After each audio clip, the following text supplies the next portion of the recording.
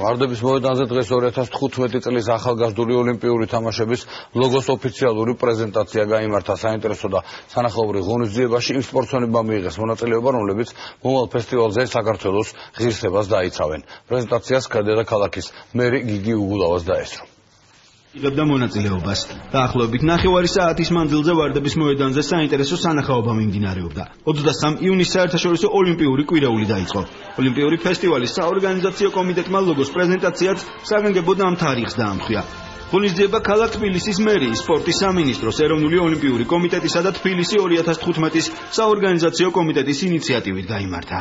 განსაკუთრებულად უნდა მოვემზადოთ ქალაქის ინფრასტრუქტურა და ყველაფერი ეს ბუნებრივია.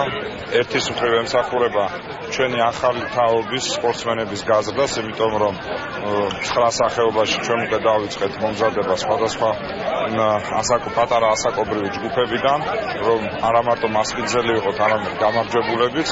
ამავდროულად ეს არის დამატებით სტიმული ახალგაზრდობისთვის ჯანსაღი ცხოვრების წესის დასამკვიდრებლად და რა თქმა უნდა ეს არის კარგი საშუალება ჩვენი ქალაქისთვის, ქალაქის ბრენდირებისთვის, იმისათვის რომ უფრო მეტი ტურისტი ჩამოვიდეს, იმისათვის რომ მეტი ვიზიტორი იყოს, რაც თავისთავად ნიშნავს ქალაქის ინფრასტრუქტურის და ქალაქში შემოსავლების გაზრდას და ბუნებრივია ეს თითოეულ ჩვენს თანამოქალაქეზე თუნდაც დასაქმების კუთხით ან შემოსავლების კუთხით აისახება. ოლიმპიური ფესტივალი თავისი რანგითა და მასშტაბებით ჩამორჩება ოლიმპიურ თამაშებს, თუმცა მისი მასპინძლობა ნებისმიერი ქვეყნისთვის პატივია.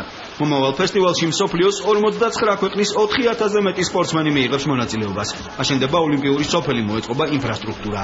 მნიშვნელოვანია თვითონ თავისთავად ეს ღონისძიება, რომელიც ძალიან ბევრმა ჩვენმა თანამოქალაქემ ბოლომდე თავის მნიშვნელობით გაგებული არ არის. ეს არის ახალგაზრდული ოლიმპიადა, რომელზეც 2000-ზე მეტი მონაწილეა და 15000-ზე მეტი თანხლები პირი ჩამოდის ჩვენს დედაქალაქში და 10 დღის განმავლობაში ამათ უნდა უმასპინძლოთ. ამ ღონისძიების მასპინძლობის შემდეგ ჩვენ ქალაქს იქნება ყველა ლეგიტიმური უფლება მონაწილეობა მიიღოს ნებისმიერი ძალიან დიდი როგორც სპორტულ, ასევე კულტურულ ღონისძიებაში. ვეცადეთ რომ დაგვემთხვია 23-ში იცით რომ იყო ოლიმპიზმის საერთაშორისო დღე და სწორედ ამასთან დაკავშირებით ჩვენ ახალი ლოგოს პრეზენტაცია, ცოცხალი ლოგოს პრეზენტაცია გვექნება.